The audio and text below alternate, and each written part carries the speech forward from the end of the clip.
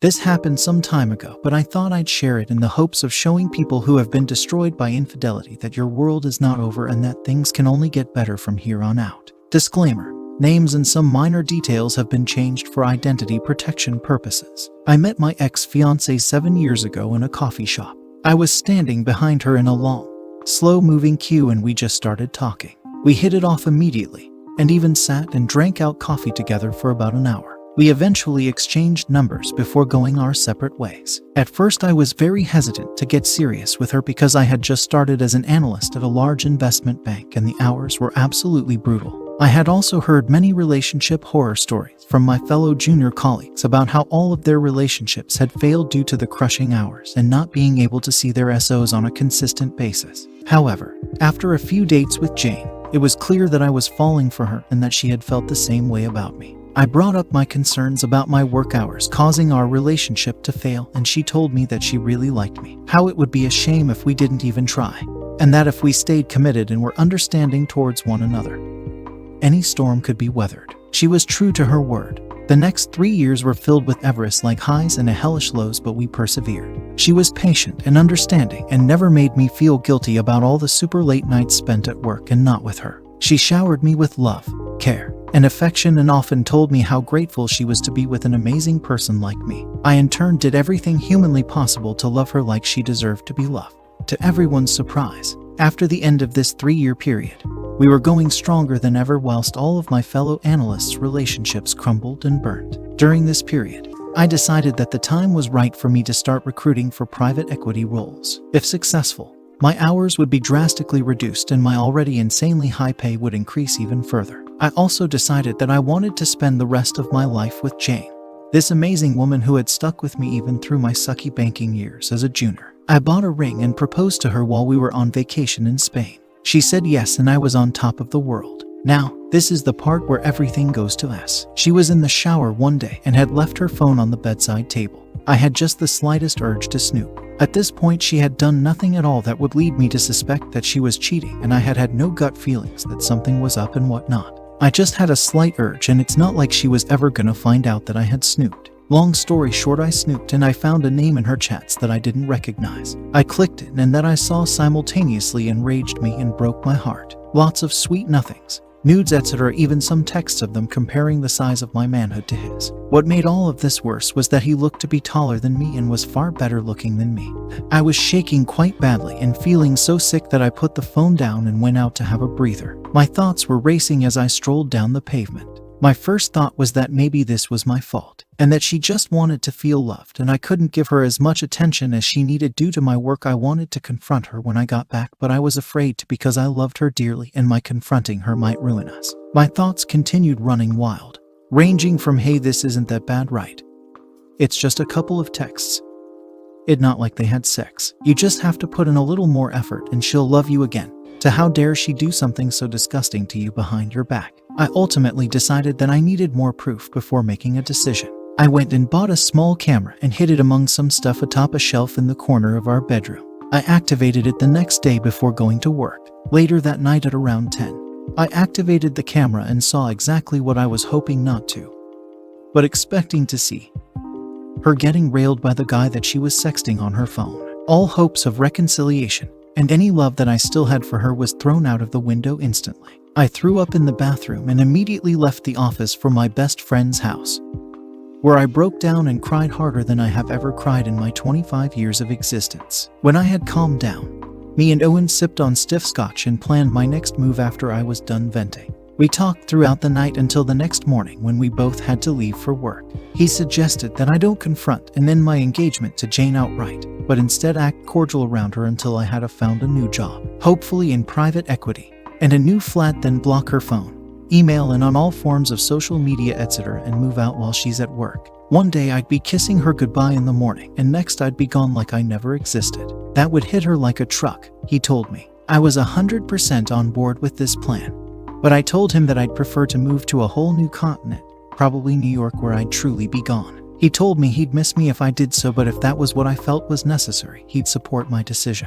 I trudged into work like a zombie later that day, but the massive weight weighing me down had been lifted considerably. The next month was the most difficult that I had ever had to endure.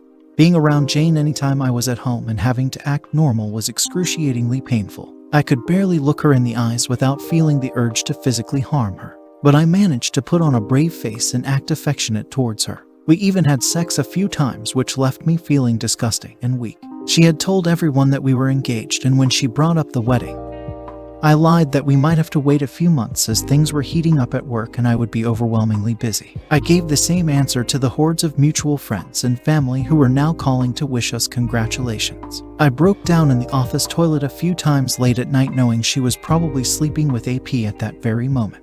It was a miracle that I managed to hold out for as long as I did. Me staying at the office as late as possible or just walking around the city when I finished earlier than usual helped. Meanwhile, I was reaching out to headhunters in New York, hoping to recruit for private equity associate roles there while simultaneously studying for their LBO modeling tests. I had also told my other close friends what I was planning to do, and they all told me they'd support me 100% no matter what I decide. After a few weeks of interviews with headhunters, I had a few interviews with New York-based private equity firms lined up. Everything was going just as planned, but this isn't a fantasy world. This is life. And life soon threw me a curveball that shattered my plan completely. But not in the way that you might be thinking. I went out with Owen and another one of my friends. Let's call him Antoine. One Friday night, and we ended up mingling with a group of people that Antoine knew. Among them was one of the most beautiful girls I had ever seen. I talked to her for a bit, and we got on well. Her name was Alyssa, and she was Swedish. She was absolutely stunning and looked like Elsa Hosk. We had a lot in common. Namely, she was doing her master's at my alma mater, and as a matter of fact was doing the exact same program that I did. And that we had both grown up in Asia. I was planning to jet off to New York at SAP, but I just couldn't resist exchanging numbers with her. We ended up going on a few dates and sleeping together. I had never felt this wanted and understood by anyone before.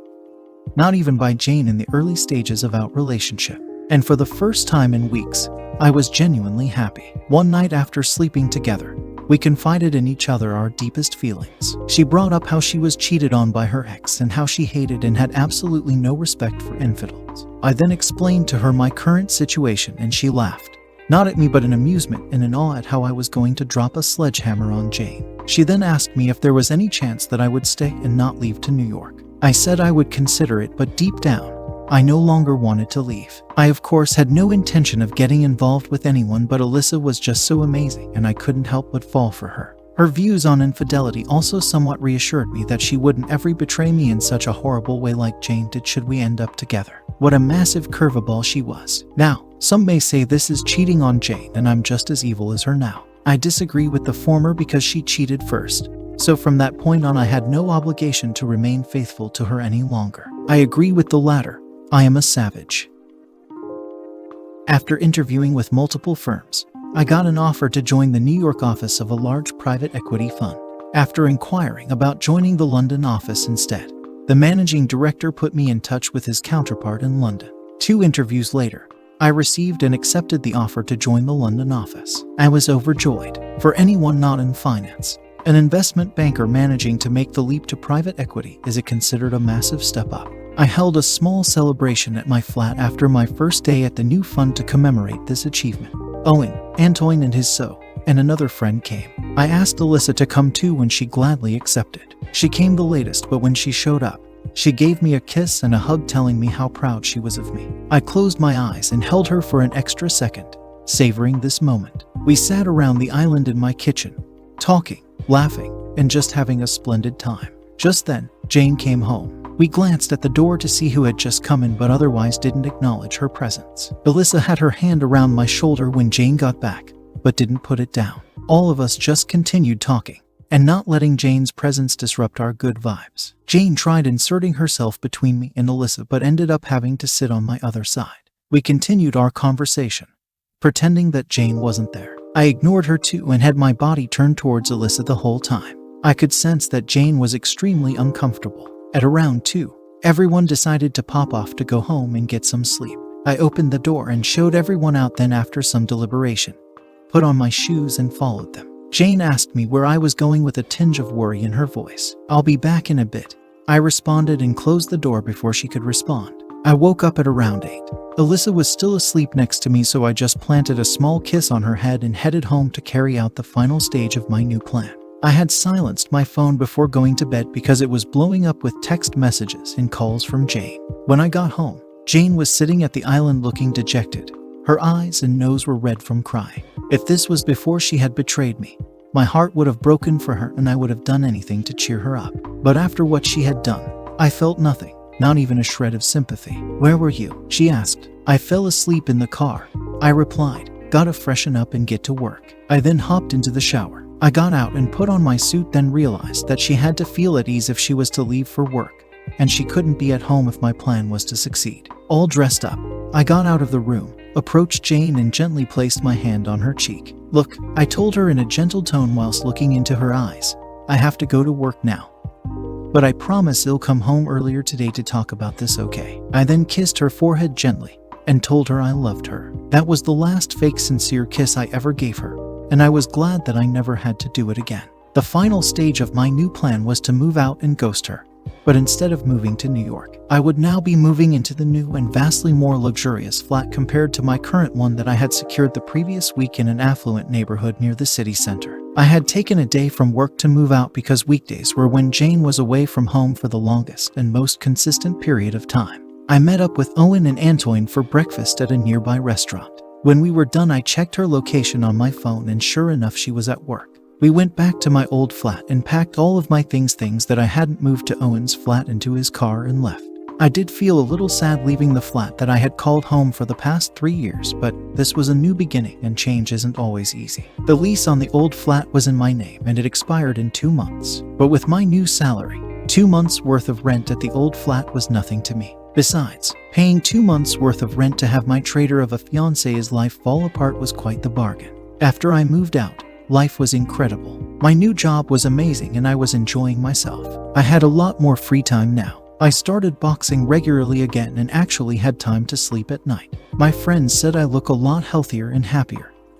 I felt that way too. Me and Alyssa made our relationship official, and we were extremely happy together. She even managed to get an offer to join a different private equity fund straight out of school, which is a very impressive feat. I can say that I was happier than I had ever been since leaving school. As for Jane, my disappearance hit her like an uppercut to the chin that she didn't recover for a long time. All of my friends were bombarded at one point with messages and calls from her asking about me. I had blocked her from everything: phone, social media, etc. She still had the engagement ring I gave her, but my plan wouldn't have been much of an uppercut if I had asked for it back. As for her relationship with AP, I never found out, nor did I care to find out what happened to them. If he wanted her, he could have her. Trash always end up together in a pile. One day at work, after a morning meeting, I was walking back to my cubicle when I was greeted by an unsightly guest.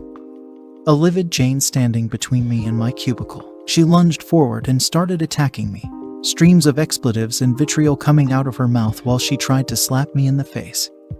I deflected her blows easily. My cubicle mate Chiara and another colleague hurriedly restrained her. She fell onto her knees sobbing and droning on. I was so worried. "I missed you. Where did you go? I love you. How could you do this to me?" I calmly took out my phone, found the videos of her and AP getting it on and played it, shoving the phone in her face. I still find myself laughing at the look of horror on her face when I think of it sometimes. She started hyperventilating. "Look," she said through her heavy breathing. "I can explain. It's not what it looks like." I couldn't help but burst out laughing. The timeline, it's not what it looks like. It was clearly her getting fed by another guy that wasn't her fiancé. I wanted to yell at her and rub all the bulls that she'd done to me in her face. But in reality, it had come across as me trying to convince her that she did something egregiously wrong. She knew full well that she had effed up big time and the guilt was already consuming her. "Opus, look at me," she continued softly. "I love you. I will always love you. As long as the sky is blue, I will love you. Here in London, the sky's always grey," I quipped back with a straight face and a smug tone. Chiara covered her mouth with her hand, stifling a laugh. Jane's tears were still in free flow as security intervened and escorted her out of the office. Another dose of karma hit Jane literally an hour later. I had arranged to meet with Alyssa for lunch. When I got to my building lobby, she was already waiting for me. We kissed, then walked hand in hand towards the exit and right into Jane's bewildered face. There was an awkward pause with the three of us staring at each other. Jane proceeded to fall on her knees and started bawling. Probably just jealous that I'd left her for someone far more beautiful, or probably just consumed by guilt and regret. I'd never know, and frankly I don't care to know. Me and Alyssa just sidestepped her and walked out into the open. The rest of this story involving Jane just has to do with the engagement and her friends and family, but that's a story for another time. As for me, life is still amazing. I was given the nod for VP promotion at my fund last month, and I'm on track to make partner before I turn 40. Alyssa has become my new fiancé. I proposed to her last summer and she tearfully accepted. We love each other dearly. We plan to get married when the pandemic is over and are already talking about having children together. The new lockdown really sucks for everyone, but we are very fortunate to have each other to count on during such trying times. That's my story, guys. I just wanted to share this in order to show that if you're a victim on infidelity, it's not the end of the world. You can always bounce back, level up, and reach new highs that you never thought possible. Have a great day, everyone.